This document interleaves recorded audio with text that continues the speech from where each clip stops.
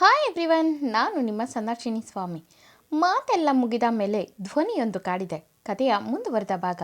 ಅದಕ್ಕೂ ಮೊದಲು ನನ್ನ ಕಥೆಗಳು ನಿಮಗೆ ಇಷ್ಟವಾಗಿದ್ದರೆ ತಪ್ಪದೆ ಕಮೆಂಟ್ ಮಾಡಿ, ಲೈಕ್ ಮಾಡಿ, ಶೇರ್ ಮಾಡಿ. ಹಾಗೆ ನನ್ನ ಚಾನಲ್ಗೆ ಹೊಸಬರಿದ್ದರೆ ಸಬ್ಸ್ಕ್ರೈಬ್ ಆಗಿ ಪಕ್ಕದಲ್ಲಿರುವ ಬೆಲ್ಲೈಕನ್ನ ಕ್ಲಿಕ್ ಮಾಡಿ. ಇದರಿಂದ ನನ್ನೆಲ್ಲ ಕಥೆಗಳ ನೋಟಿಫಿಕೇಶನ್ ನಿಮಗೆ ಸಿಗುತ್ತೆ. ಸೊ ಬನ್ನಿ ಕಥೆಯ ಮುಂದುವರೆದ ಭಾಗನ ನೋಡೋಣ. ಎಪಿಸೋಡ್ 6. ಇಂದಿನ ಸಂಚಿಕೆಯಲ್ಲಿ ಭವಿಷ್ಯನ ಕೆಲಸದಿಂದ ತೆಗೆದಿದ್ದೀವಿ ಎಂದು ಮ್ಯಾನೇಜರ್ ಬಂದು ಹೇಳ್ತಾರೆ. ಶಾಕ್ನಲ್ಲೇ ನನ್ನಿಂದೇನು ತಪ್ಪಾಯಿತು ಎಂದಳು. ಅವರು ತ್ರಿಶೂಲ್ ಸರ್ ಹೇಳಿದ್ದಾರೆ ಎಂದಿದ್ದನ್ನು ಕೇಳಿ, ಏನು, ನನ್ನ ಯಾಕೆ ತೆಗೆಯು ಕೇಳಿದ್ರು ಎಂದು ಯೋಚಿಸ್ತಿದ್ಲು. ಮುಂದೆ ಭವಿಷ್ಯ ಕಣ್ಣು ತುಂಬಿಕೊಂಡು, ನಾನೇನು ಮಾಡಿಲ್ಲ, ಅವತ್ತು ಗೊತ್ತಿಲ್ಲದೆ ಬೈದೆ, ಆದರೆ ಅವ್ರಿಗೆ ಒಳ್ಳೆಯದೇ ಮಾಡಿದ್ದೇನೆ, ಮತ್ತ್ಯಾಕೆ ನನಗೆ ಹೀಗೆ ಮಾಡಿದರು ಎಂದು ಯೋಚಿಸುತ್ತಾ, ಮಹಾದೇವ, ಇಲ್ಲೂ ಒಳ್ಳೆಯತನಕ್ಕೆ ಬೆಲೆ ಇಲ್ಲ ಎಂದು ಕಣ್ಣೀರಾಕುತ್ತಾ ಬರುತ್ತಿದ್ದ ಹುಡುಗಿದಾರಿಗೆ ಪಾಕೆಟ್ನಲ್ಲಿ ಕೈ ಇಟ್ಟು ನಿಂತಿದ್ದ ತ್ರಿಶೂಲ್ ಕಾಣ್ತಾನೆ. ತಕ್ಷಣ ಭವಿಷ್ಯ ಅವನ ಮುಂದೆ ತನ್ನ ಕಣ್ಗಳನ್ನು ಒರೆಸ್ಕೊಂಡು, ಸರ್, ನಾನೇನೋ ಗೊತ್ತಿಲ್ಲದೆ ಬೈದಿದ್ದರೂ ನಿಮ್ಮ ಮಗುನ ಕಾಪಾಡಿದ್ದೀನಿ. ಅವತ್ತು ಮಗು ಉಸಿರು ಕಟ್ಟಿತ್ತು ಎಂದು ಹೇಳುವಾಗ ಅವಳ ಗಂಟ್ಲು ಕಟ್ಟಿತ್ತು. ತ್ರಿಶೂಲ್ ತನ್ನ ಜೇಬ್ನಿಂದ ಕಚ್ಚಿಪ್ ಕೊಟ್ಟು ಕಣ್ಣೊರೆಸ್ಕೊ ಎಂದ. ಭವಿಷ್ಯ, ಹಳಸಿ ಕಣ್ಣೊರೆಸೋ ಕೆಲಸ ತುಂಬ ಚೆನ್ನಾಗಿ ಮಾಡ್ತೀರ ಸರ್, ಥ್ಯಾಂಕ್ಸ್ ಎಂದು ಅವನ ಕರ್ಚಿಫ್ ತಗೊಳ್ದೆ ಮುಂದೆ ಹೋಗುತ್ತಿದ್ದ ಹುಡುಗಿಗೆ ಕೈ ಅಡ್ಡ ಹಾಕಿದ. ಭವಿಷ್ಯ ಕೋಪದಲ್ಲಿ, ಸರ್ ಎಂದು ಕೋಪ ಬಂದರೂ ಓಕೆ, ಸಾರಿ, ಒಬ್ಬರಿಗೆ ಉಪಕಾರ ಮಾಡಿದ್ರೆ ಹೇಗಿರುತ್ತೆ ಅನ್ನೋದನ್ನು ತಿಳಿಸಿದ್ದಕ್ಕೆ ಥ್ಯಾಂಕ್ಸ್ ಎಂದಳು ಮತ್ತೊಮ್ಮೆ. ತ್ರಿಶೂಲ್, ನಿನ್ನ ಕೋಪಕ್ಕೆ ಸ್ವಲ್ಪ ಲಗಾಮಾಕು ಎಂದು ಗಡುಸಾಗಿ ಮಾತಾಡಿದ. ಭವಿಷ್ಯ ಕೋಪದಲ್ಲಿ ಮುಖ ತಿರುಗಿಸಿ ಹೋಗುತ್ತಿದ್ದ ಹುಡುಗಿ ನೋಡಿ ಅವಳ ಕೈ ಹಿಡಿದು ಎಳೆದುಕೊಂಡು ಸೀದಾ ಕಾರ್ ಹತ್ರ ಹೋಗಿ ಕಾರತ್ತು ಎಂದ. ಭವಿಷ್ಯ ಶಾಕ್ನಲ್ಲಿ, ಸರ್, ಏನು ಮಾಡ್ತಿದ್ದೀರಾ ಎಂದಳು. ಅವಳ ಮಾತು ಕೇಳದೆ, ನಿನಗೆ ರೋಡ್ನಲ್ಲೇ ಎಲ್ಲ ಹೇಳೋಕ್ಕಾಗಲ್ಲ, ಕೂತ್ಕೋ ಎಂದು ಸ್ವಲ್ಪ ತಳ್ಳುವಂತೆ ತನ್ನ ಕಾರ್ನಲ್ಲಿ ತಳ್ಳಿ ತಾನು ಹೋಗಿ ಕಾರ್ ಹತ್ತಿ ಸ್ಟಾರ್ಟ್ ಮಾಡ್ದ. ಭವಿಷ್ಯ ಡೋರ್ ತೆಗಿಯೋಕ್ಕೆ ನೋಡಿದ್ರೆ ಆಗಲೇ ಅದು ಲಾಕ್ ಆಗಿತ್ತು. ಭವಿಷ್ಯ, ಸರ್, ಏನಿದು ಎಂದು ಸ್ವಲ್ಪ ಧೈರ್ಯ ಕಳೆದುಕೊಂಡವಳಂತೆ, ಓಪನ್ ಮಾಡಿ ಪ್ಲೀಸ್ ಎಂದವಳ ಮನದಲ್ಲಿ ಏನೇನೋ ಓಡ್ತಿತ್ತು ಕಲ್ಪನೆಗಳಲ್ಲಿ. ತ್ರಿಶೂಲ್, ಚುಪ್, ಮಾತಾಡಬೇಡ, ನಾನು ನಿನ್ನ ಹತ್ರ ಮಾತಾಡಬೇಕು, ನನ್ನ ಮಗು ಬಗ್ಗೆ, ಅದಕ್ಕೆ ಸ್ವಲ್ಪ ಸುಮ್ಮನೆ ಕೂತ್ಕೋ. ನೀನು ತಿಳ್ಕೊಂಡಿರೋ ಹಾಗೆ ನಾನೇನು ನಿನಗೆ ಮಾಡಲ್ಲ, ನಾನೇನು ರೇಪಿಸ್ಟ್ ಅಲ್ಲ ಎಂದ ಗಡ್ಸಾಗಿ. ಬಹುಶಃ ತುಸು ಮುಜುಗರದಲ್ಲೇ ಕೂತಿದ್ರು ಸ್ವಲ್ಪ ಸಮಾಧಾನವಾಯಿತು. ನಿಧಾನಕ್ಕೆ, ಅದನ್ನು ಅಲ್ಲೇ ಮಾತಾಡಬೇಕಿತ್ತು ಅಲ್ವಾ ಎಂದಳು. ಅದಕ್ಕೆ ತ್ರಿಶೂಲ್, ನಮ್ಮದು ಪುರೋಹಿತ್ ಫ್ಯಾಮಿಲಿ, ಎಲ್ಲಂದರಲ್ಲಿ ಅಲ್ಲಿ ಮಾತಾಡೋಕ್ಕೆ ಆಗಲ್ಲ ಎಂದ. ಭವಿಷ್ಯ, ಅಯ್ಯೋ ಇವನಜ್ಜಿ, ಒಂದು ನಿಮಿಷಕ್ಕೆ ನನ್ನ ಜೀವನೇ ಬಾಯಿಗೆ ಬಂದಿತ್ತು. ಮುಂಚೆನೇ ಏನೋ ಮಾತಾಡಬೇಕು ಅನ್ನೋಕ್ಕೆ ಇವನ ಬಾಯಿಗೆ ಏನು ಕಡುಬು ಇಟ್ಕೊಂಡಿದ್ನ ಎಂದುಕೊಂಡು ಸುಮ್ಮನೆ ಮುಖ ಗಂಟಾಕಿ ಕೂತ್ಲು. ಆ ಕಾರ್ ಸೀದಾ ಒಂದು ಪಾರ್ಕ್ ಹತ್ರ ಹೋಗಿ ಕಾರ್ ನಿಲ್ಲಿಸಿ ಸ್ವಲ್ಪ ಸಮಯ ಮೌನವಾಗಿ ಕೂತು ತ್ರಿಶೂಲ್ ತಾನೇ ಮಾತುಗಳಿದ. ಅದು ನಿನ್ನ ಕೆಲಸದಿಂದ ತೆಗೆಸಿದ್ದಕ್ಕೆ ಸಾರಿ, ಮತ್ತೆ ನಿನ್ನಿಂದ ನನಗೆ ಹೆಲ್ಪ್ ಆಗಬೇಕು. ಅದೆಷ್ಟು ಬೇಕು ಕೇಳು, ಪೇ ಮಾಡ್ತೀನಿ, ಬಟ್ ನೀನು ಒಪ್ಕೋಬೇಕು. 24 ಗಂಟೆ ಡ್ಯೂಟಿ ಅಂದ್ಕೊಂಡ್ರೂ ಪರವಾಗಿಲ್ಲ, ಬಟ್ ನೀನು ಒಪ್ಕೋ ಎಂದ ಒಂದೇ ಉಸಿರಿನಲ್ಲಿ. ಭವಿಷ್ಯ, ಏನು ಕೆಲಸ ಸರ್ ಎಂದಳು. ಅದು ಮಗುನ ನೋಡ್ಕೊಳ್ತೀಯಾ ಎಂದ ಸಡನ್ ಆಗಿ. ಭವಿಷ್ಯ ತಕ್ಷಣ, ಸರ್, ಅದು ನನಗೆ ಅಷ್ಟಾಗಿ ಗೊತ್ತಿಲ್ಲ ಎಂದಳು. ಅದಕ್ಕೆ ತ್ರಿಶೂಲ್, ನೀನು ಮಾತಾಡೋದನ್ನು ನೋಡಿದ್ದೀನಿ, ಹಾಗಾಗಿ ನೀನು ಒಪ್ಪಿಕೋ ಎಂದ. ಭವಿಷ್ಯ, ನಿಮ್ಗೇನು ಸರ್, ದುಡ್ಡು ಕೊಟ್ಟರೆ ತುಂಬ ಚೆನ್ನಾಗಿ ನೋಡ್ಕೊಳ್ಳೋರು ಸಿಗ್ತಾರೆ ಎಂದಳು. ಭವಿಷ್ಯ ಮಾತು ಕೇಳಿ ತ್ರಿಶೂಲ್ ಒಮ್ಮೆ ಮುಖ ಗಂಟಿಕಿ, ಅದೆಲ್ಲ ಸುಳ್ಳು. ಮಗು ಇನ್ನು 2 ತಿಂಗಳು ಇರುವಾಗ ಹೀಗೆ ಆಯಾನ ನೇಮಿಸಿದ್ದೆ. ಮಗುಗೆ ಸರಿಯಾಗಿ ಹಾಲು ಕೊಡದೆ ಮಗು ಹಸಿವಲ್ಲೇ ಹತ್ತಿರ ಬಾಯಿ ಮುಚ್ಕೊಂಡು ಹಿಂಸೆ ಮಾಡೋಳು. ನಮ್ಮ ಮುಂದೆ ಚೆನ್ನಾಗಿ ನೋಡ್ಕೊಳ್ಳೋ ಹೆಂಗಸು ಮಗು ಹತ್ತಿರ ಹಾಲು ಕುಡಿಯದೆ ಹಠ ಮಾಡಿದ್ರೆ ಹೊಡಿಯೋಳು. ನಮಗೆ ಗೊತ್ತಾಗದೆ ಮಗು ದಿನದಿಂದ ದಿನಕ್ಕೆ ಅಳೋಕೆ ಅವಳ ನೋಡಿ ಎದುರೋಕ್ಕೆ ಶುರು ಮಾಡಿತು. ಹೇಳೆ ಮಗು, ಏನು ಗೊತ್ತಾಗುತ್ತೆ ಪಾಪ. ಕೊನೆಗೊಂದು ದಿನ ಗೊತ್ತಾಯಿತು ಅವಳ ಅಸಲಿ ಮುಖ ಎಂದ ಭಾರದ ಧ್ವನಿಯಲ್ಲಿ. ಭವಿಷ್ಯ ಆಶ್ಚರ್ಯದಲ್ಲಿ, ಭೂಮಿ ಮೇಲೆ ಈ ಥರನೂ ಇರ್ತಾರಾ ಎಂದ ಹುಡುಗಿ ನೋಡುತ್ತಾ ತ್ರಿಶೂಲ್, ಅದಕ್ಕೆ ಅವಳು ಎಲ್ಲಿ ಇರಬೇಕೋ ಅಲ್ಲಿ ಸೇರಿಸಿದೆ, ಮುದ್ದೆ ಮುರಿಯೋಕ್ಕೆ ಲಾಯಕವಳು ಎಂದ ತ್ರಿಶೂಲ್. ಬಹುಶಃ ಗಂಭೀರವಾಗಿ, ಮಕ್ಕಳು ಆ ಮಹಾದೇವನ ವರ ಅಂಥದ್ರಲ್ಲಿ ಹಾಗೆಲ್ಲ ಮಾಡಬಾರ್ದು ಎಂದಳು. ತ್ರಿಶೂಲ್, ಅದಕ್ಕೆ ನಾನು ಯಾರನ್ನೂ ನಂಬಲಿಲ್ಲ. ಅದಾದಮೇಲೆ ಮಗುಗೆ ಹುಷಾರಿಲ್ಲದೆ ಟ್ರೀಟ್ಮೆಂಟ್ ಕೊಡಿಸಿ ಈಗಿನ್ನೂ ಕರ್ತ್ಕೊಂಡು ಬಂದಿದ್ದೇನೆ. ನೀನು ಸಿಕ್ಕ 3 ದಿನದಿಂದ ನೀನು ಮಕ್ಕಳ ಬಗ್ಗೆ ತೋರುವ ಕಾಳಜಿ, ಪ್ರೀತಿನ ನೋಡಿದೆ. ಅದಕ್ಕೆ ನೀನೇ ಸರಿ ಅನಿಸಿತು. ನಿನಗೆ ಎಷ್ಟು ಸ್ಯಾಲರಿ ಬೇಕೋ ಕೇಳು, ಬಟ್ ಮಗು ತಾಯಿ ಇಲ್ಲದು, ಅದು ಯಾವಾಗಲೂ ಚೆನ್ನಾಗಿರಬೇಕು ಅಷ್ಟೇ ಎಂದ. ಆ ಮಾತು ಕೇಳಿದ ಬಹುಶಃ, ಸರ್, ನನಗೆ ಅಶೋಕ್ ಸರ್ ಕೆಲಸ ಕೊಡಿಸಿದ್ದು, ಅವರನ್ನು ಒಂದು ಮಾತು ಕೇಳಿದ್ರೆ ಚೆನ್ನಾಗಿರ್ತಿತ್ತು ಎಂದಳು. ಅದಕ್ಕೆ ತ್ರಿಶೂಲ್, ನಿಮ್ಮ ಸರ್ ಒಪ್ಕೋತಾರೆ, ನನಗೆ ನಿನ್ನ ಒಪ್ಪಿಗೆ ಮುಖ್ಯ ಎಂದ.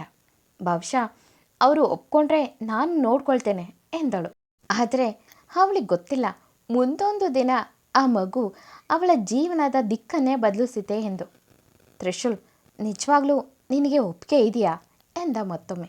ಬಹುಶಃ ಓಕೆ ಸರ್, ಏನೂ ತೊಂದರೆ ಇಲ್ಲ ನನಗೆ ಎಂದು ಒಪ್ಪಿಕೊಂಡ್ಳು. Trishul, okay, thank you so much. ಈಗ ಓಡೋಣವಾ ಎಂದು ಕೇಳ್ದ.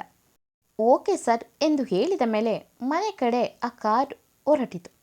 ಬಹುಶಃ ಮನದಲ್ಲೇ, ಮಹಾದೇವ, ಮಗು ನೋಡ್ಕೊಳ್ಳೋ ಕೆಲಸನ, ಥ್ಯಾಂಕ್ಸ್ ಗಣಪ ಎಂದು ಮನದಲ್ಲೇ ನಕ್ಕಳು. ಪುರೋಹಿತ್ ಫ್ಯಾಮಿಲಿ ಮನೆ ಮುಂದೆ ಕಾರ್ ಬಂದು ನಿಂತಿತು. ಗುರು ಗಾರ್ಡನ್ನಲ್ಲಿ ಕೆಲಸ ಮಾಡ್ತಿದ್ದ. ಕಾರ್ ಬಂದ ಕಡೆ ನೋಡಿದ್ರೆ ಬಹುಶಃ ಅದರಿಂದ ಕೆಳಗಿಳಿದ್ಲು. ಅದನ್ನು ನೋಡಿದ ಗುರು, ಏನಪ್ಪ ಇದು ಎಂದು ನೋಡಿದ್ರೆ ತ್ರಿಶೂಲ್ ಕೂಡ ನಗುಮುಖದಲ್ಲೇ ಕಾರಿಂದ ಕೆಳಗಿಳಿದಿದ್ದನ್ನು ನೋಡಿ ಹಾ ಎಂದು ಕಣ್ಣು ಬಾಯಿ ಮುಚ್ಚಿ, ಬೆಳಿಗ್ಗೆ ಇನ್ನೂ ಹೇಳಿದ್ರು, ಇವಾಗ ಜೊತೆಲೇ ಕರ್ಕೊಂಡು ಬಂದಿದ್ದಾರೆ ಎಂದು ಹಾಗೆ ನೋಡುತ್ತಿದ್ದ. ಬಹುಶಃ ಗುರು ಕಡೆ ನೋಡಿ, ಅಣ್ಣ, ಜಯ ಅಕ್ಕ ಎಲ್ಲಿ ಎಂದಳು. ಮಗು ಜೊತೆ ಎಂದ ಗುರು. ತಾನು ಬೇಗ ಜಯ ಇದ್ದ ರೂಮ್ಗೆ ಹೋಗಿ ಅಕ್ಕ ಎಂದಳು ಬಹುಶಃ. ಮಗು ಮಲಗಿತ್ತು. ತ್ರಿಶೂಲ್ ಕೂಡ ತನ್ನ ರೂಮ್ ಸೇರಿದ. ಬಹುಶಃ ನೋಡಿದ ಜಯ, ಯಾಕಮ್ಮ ಇವತ್ತು ಕೆಲಸಕ್ಕೆ ಹೋಗಿಲ್ವಾ ಎಂದಳು. ಬಹುಶಃ ನಗುತ್ತಾ, ಇವತ್ತಿಂದ ನಿನ್ನ ಜೊತೆನೇ ನನ್ನ ಕೆಲಸ ಎಂದಳು ನಗುತ್ತಾ. ಜಯ ಆಶ್ಚರ್ಯದಲ್ಲಿ, ಅಂದರೆ ಎಂದಳು. ಬಹುಶಃ ಮಲಗಿದ ಮಗುನ ನೋಡುತ್ತಾ, ಇನ್ಮುಂದೆ ಪಾಪುನ ನಾನೇ ನೋಡ್ಕೋಬೇಕಂತೆ, ಹಾಗಂತ ಸರ್ ಹೇಳಿದ್ರು ಎಂದಳು. ಆ ಮಾತು ಕೇಳಿದ ಜಯ ದೊಡ್ಡ ಕಣ್ಬಿಟ್ಟು, ಅಶೋಕ್ ಸರ್ ಹೇಳಿದ್ರಾ ಎಂದಳು. ಬಹುಶಃ ನಗುತ್ತಾ, ಇಲ್ಲ, ತ್ರಿಶೂಲ್ ಸರ್ ಹೇಳಿದ್ರು ಅಕ್ಕ ಎಂದಳು. ತಕ್ಷಣ ಜಯ, ತ್ರಿಶೂಲ್ ಸರ್ ಹೇಳಿದ್ರಾ ಎಂದು ಸುಮ್ಮನಾದ ಜಯಾಳ ಮುಖ ನೋಡಿದ ಬಹುಶಃ, ಅಕ್ಕ ಯಾಕೀಗೆ ಸುಮ್ಮನಾದ್ರಿ ಎಂದಳು. ಜಯ ಬಾರದ ನಗು ತಂದುಕೊಳ್ತಾ, ಏನಿಲ್ಲ ಎಂದು, ಸರಿ, ನಿನಗೆ ಏನಾದರೂ ಹೆಲ್ಪ್ ಬೇಕಾದರೆ ಕೇಳು, ಮಾಡಿಕೊಡ್ತೀನಿ ಸರಿನಾ ಎಂದು ಅವಳು ಹೊರಗೋಗ್ತಾಳೆ. ಬಹುಶಃ ತನ್ನ ಬ್ಯಾಗ್ ಇಡುತ್ತಾ ಮಗು ರೂಮ್ ಕ್ಲೀನ್ ಮಾಡೋಕ್ಕೆ ಶುರು ಮಾಡಿದ್ಲು. ಬಟ್ಟೆ ಎಲ್ಲವನ್ನು ಫೋಲ್ಡ್ ಮಾಡಿ, ಬಟ್ಟೆ ಎಲ್ಲ ತೆಗೆದಿಟ್ಟು, ಮಗು ರೂಮ್ ಪೂರ್ತಿ ಕ್ಲೀನ್ ಮಾಡಿ, ಮತ್ತೊಮ್ಮೆ ಹೊರಿಸಿ, ಬೆಡ್ ಪೂರ್ತಿ ಕ್ಲೀನ್ ಮಾಡಿ, ಮ್ಯಾಟ್ ಎಲ್ಲ ಅಲ್ಲೇ ತೊಳೆದು ಹಾಕಿ, ಗುರುಗೆ ಹೇಳಿ ಬೇರೆ ಮ್ಯಾಟ್ ತರಿಸಿ ಹಾಕಿದ್ಲು. ತ್ರಿಶೂಲ್ ಫ್ರೆಶ್ ಆಗಿ ಫೋನ್ನಲ್ಲಿ ಮಾತಾಡಿ ಸ್ವಲ್ಪ ಸಮಯ ಬಿಟ್ಟು ಮಗು ರೂಮ್ಗೆ ಬಂದು ನೋಡ್ದ. ಹುಡುಗಿ ಆಗಲೇ ತನ್ನ ಕೆಲಸನ ಶುರು ಮಾಡಿತು. ಎಲ್ಲ ಒಮ್ಮೆ ನೋಡಿ, ನಾನು ಇವಳನ್ನ ಒಪ್ಪಿಸಿದ್ದು ಕರೆಕ್ಟ್ ಎಂದು ನಗುತ್ತಾ, ಪಾಪು ಮಲಗಿದೆಯಾ ಎಂದ. ಬಹುಶಃ ಹ್ಞೂ ಸರ್ ಎಂದು, ಸರ್, ಅದು ಮಗುಗೆ ಬೇಕಾದ ಕೆಲವು ಥಿಂಗ್ಸ್ ತರಬೇಕಿತ್ತು ಎಂದಳು. ತ್ರಿಶೂಲ್, ಅದ್ಯಾವುದು ಲೀಸ್ಟ್ ಮಾಡಿಕೊಡು, ನಾನು ಎಲ್ಲ ತರಿಸ್ತೀನಿ ಎಂದು ಹೇಳಿ ಅಲ್ಲಿಂದ ಹೋಗ್ತಾನೆ. ಬಹುಶಃ ಲೀಸ್ಟ್ ಮಾಡಿದಂತೆ ಎಲ್ಲ ಏನು ಬೇಕೋ ಅದನ್ನು ತರಿಸ್ಕೊಟ್ಟ ತ್ರಿಶೂಲ್. ಬಹುಶಃ ಮಗುಗೆ ಸ್ನಾನ ಮಾಡಿಸಿ, ಊಟ ಮಾಡಿಸಿ, ಮಗುನ ತ್ರಿಶೂಲ್ ಕೈಯಲ್ಲಿ ಕೊಟ್ಟು, ಜಯ ಜೊತೆ ಅಡುಗೆ ಮನೆಗೆ ಹೋಗುವ ಹುಡುಗಿ ಮಧ್ಯಾಹ್ನಕ್ಕೆ ತಾನೇ ಅಡುಗೆ ಮಾಡುತ್ತೆ. ಮಾನಸಗೆ ವಿಷಯ ಗೊತ್ತಾಗಿ ಅವರು ಒಳ್ಳೆಯದಾಯಿತು ಎಂದು ಸುಮ್ಮನಾದರು. ಮಧ್ಯಾಹ್ನದ ಊಟ ಮಾಡಿದ ತ್ರಿಶೂಲ್, ನೀನು ಇಲ್ಲೇ ಮಗು ರೂಮ್ನಲ್ಲೇ ಇರು ಎಂದು ಹೇಳಿದ. ಅದಕ್ಕೆ ಮಾನಸ್ ಅವರ ಜೊತೆಗೂಡಿ, ಹೌದಮ್ಮ, ಬಹುಶಃ ಮಗು ಮಧ್ಯರಾತ್ರಿನಲ್ಲಿ ಅಳ್ತಿರುತ್ತೆ ಎಂದರು. ಬಹುಶಃ ಓಕೆ ಎಂದು ಒಪ್ಪಿಕೊಂಡ್ಳು. ಜಯ ಬಹುಶಃ ಬಟ್ಟೆ ಎಲ್ಲ ತಂದುಕೊಟ್ಟು ಅವಳಿಗೂ ಜೊತೆಗೆ ಮಾತಿಗೆ ಸಿಗ್ತಾರೆ ಎಂದು ಖುಷಿಯಾದ್ಲು. ಸಂಜೆ ಅಶೋಕ್ ಕಿವಿಗೂ ಈ ಮಾತು ಬಿತ್ತು. ಅವರು ಕೂಡ ಒಳ್ಳೆ ಹುಡುಗಿ ಎಂದು ಒಪ್ಪಿಕೊಂಡ್ರು. ಇಲ್ಲಿಂದ ಬಹುಶಃ ಬಾಳಲ್ಲಿ ಹೊಸದೊಂದು ಬದಲಾವಣೆ ಶುರುವಾಯಿತು. ಅಂದು ಸೋಮವಾರ. ಅಲ್ಲೇ ಹತ್ತಿರದಲ್ಲಿ ಶಿವನ ದೇವಸ್ಥಾನಕ್ಕೆ ಹುಡುಗಿ ಹೋಗಿ ಬರಲು ಮಗುವನ ಜೊತೆಗೆ ಕರೆದುಕೊಂಡು ಜಯ ಜೊತೆಗೆ ನಡೆದೇ ಹೋಗ್ತಾಳೆ. ಮಗುಗೂ ಹೊಸ ಜಾಗಗಳ ಪರಿಚಯವಾಗಬೇಕು, ಸ್ವಲ್ಪ ಹೊರಗಿನ ಗಾಳಿಗೆ ಮಗು ಹೊಂದ್ಕೊಳ್ಬೇಕು ಎಂದು ಬಂದಿದ್ಲು. ಮಗುನ ಹಿಡಿದೆ ದೇವರ ದರ್ಶನ ಪಡೆದ ಹುಡುಗಿಗೆ ಹೊರಗಿನ ಆವರಣದಲ್ಲಿ ತ್ರಿಶೂಲ್ ಕಂಡ. ಬಹುಶಃ ನಗತ, ಸರ್ ನೀವು ಎಂದಳು. ತ್ರಿಶೂಲ್, ಮಾಮ್ ಹೇಳಿದ್ರು ಇಲ್ಲಿಗೆ ಹೋಗಿದ್ದೀರಾ ಅಂತ, ಅದಕ್ಕೆ ಬಂದೆ ಎಂದು ದೇವಸ್ಥಾನದ ಒಳಗೆ ಬಂದು ದೇವರಿಗೆ ನಮಸ್ಕಾರ ಮಾಡ್ದ. ಅಷ್ಟೊತ್ತಿಗೆ ಅರ್ಚಕರು ಬಂದು ಆರತಿ ಹಿಡಿದು ಬಂದರು. ಭವಿಷ್ಯ ಮಗುಗೆ ಮೊದಲು ಆರತಿ ಕೊಟ್ಟು ತಾನು ಆಮೇಲೆ ತಗೊಂಡ್ಳು. ಮಗುನ ಹಿಡಿದೆ ದೇವಸ್ಥಾನ ಸುತ್ತಿ ಬಂದ ಹುಡುಗಿ ನೋಡಿ ತ್ರಿಶೂಲ್, ಎಲ್ಲ ಹುಡುಗಿರು ಹೀಗೆ ಇರ್ತಾರಾ ಇಲ್ಲ ಈ ಹುಡುಗಿ ಮಾತ್ರ ಹೀಗ ಎಂದುಕೊಂಡ. ಕುಂಕುಮ ಇಟ್ಕೊಂಡು ಹೊರಗೆ ಬಂದು ಮಗು ಕೈಯಲ್ಲಿ ನಮಸ್ಕಾರ ಮಾಡು ಎಂದು ಮಾತಾಡುತ್ತಲೇ ಹೊರಗೆ ಬಂದು ಅಲ್ಲೇ ಇದ್ದ ಬೆಂಚ್ ಕಾಲಿನ ಮೇಲೆ ಕೂತು ಮಗುಗೆ ತೋರಿಸುತ್ತಾ ನಂದಿಯನ್ನು ಮುಟ್ಟು ಎಂದು ಮಗು ಕೈಯಲ್ಲಿ ಮುಟ್ಟಿಸುತ್ತಿದ್ದ ಹುಡುಗಿ ನೋಡಿ ತ್ರಿಶೂಲ್ ಕೂಡ ನಗ್ತಿದ್ದ. ಆದರೆ ಅವರಿಂದೆ ಯಾರೋ ಮಕ್ಕಳಿಲ್ಲದ ಜೋಡಿ ಇವರೇನೇ ನೋಡುತ್ತಾ ಆ ಹುಡುಗಿ ಸಂಭ್ರಮ ನೋಡು, ಮಗುನ ಇಷ್ಟು ಚೆನ್ನಾಗಿ ಆಡಿಸ್ತಿದೆ, ಇದೇ ಅಲ್ವಾ ತಾಯಿ ಪ್ರೀತಿ ಅನ್ನೋದು, ಎಷ್ಟು ಮುದ್ದಾಗಿದೆ ಜೋಡಿ.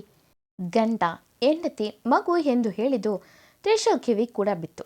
ಭವಿಷ್ಯ ಮಗು ಕೈಯಲ್ಲಿ ಗಂಟೆ ಬಾರಿಸಿ ಬಾ ಹೋಗೋಣ ಎಂದು ಪ್ರಸಾದ ತಿಂದು ಹೊರಡುವಾಗ ಜಯ ಕೂಡ ಹೊರಟಳು. ದಾರಿಯುದ್ದಕ್ಕೂ ತ್ರಿಶೂಲ್ ತಲೆಯಲ್ಲಿ ದೇವಸ್ಥಾನದಲ್ಲಿ ಯಾರೋ ಹೇಳಿದ ಮಾತನ್ನೇ ಮೇಲುಕು ಹಾಕುತ್ತಿದ್ದ. ಆಗಾಗ ತನ್ನ ಮಗುನ ನೋಡೋನು. ಅಲ್ಲೇ ಮಾಲ್ ಮುಂದೆ ಕಾರ್ ನಿಲ್ಲಿಸಿದ ತ್ರಿಶೂಲ್, ಏನಾದರೂ ಬೇಕಾದರೆ ತಗೊಳ್ಳಿ ಎಂದ. ಜಯ ಕಡೆ ತಿರುಗಿ, ಜಯ ಹೋಗಿ ನಿಮ್ಮಿಬ್ಬರು ಪರ್ಚೇಸ್ ಮಾಡಿ ಎಂದ. ಜಯ ಮತ್ತು ಭವಿಷ್ಯ ಏನು ಬೇಡ ಎಂದರು. ತ್ರಿಶೂಲ್, ಮಗುಗಾಗಿ ಆದರೂ ಏನಾದರೂ ತಗೊಳ್ಳೋಣ ಬನ್ನಿ ಎಂದು ಮೂವರು ಕಾರ್ ಇಳಿದ್ರು. ಅವರಿಗೆ ಗೊತ್ತಿಲ್ಲ ಅವರನ್ನೇ ಫಾಲೋ ಮಾಡುತ್ತಾ ಒಂದು ಕಾರ್ ಬಂದಿದೆ ಎಂದು. ಮಾಲ್ ಒಳಗೆ ಹೋಗುತ್ತಿದ್ದ ಮೂವರನ್ನು ಇಬ್ಬರು ಫಾಲೋ ಮಾಡಿದರು. ಎಂದಿನಂತೆ ಈ ಕತೆ ಮುಂದುವರಿಯುವುದು. ಈ ಕತೆ ನಿಮಗೆ ಇಷ್ಟವಾಗಿದ್ದರೆ ತಪ್ಪದೆ ಕಮೆಂಟ್ ಮಾಡಿ, ಲೈಕ್ ಮಾಡಿ, ಶೇರ್ ಮಾಡಿ. Thank you for watching.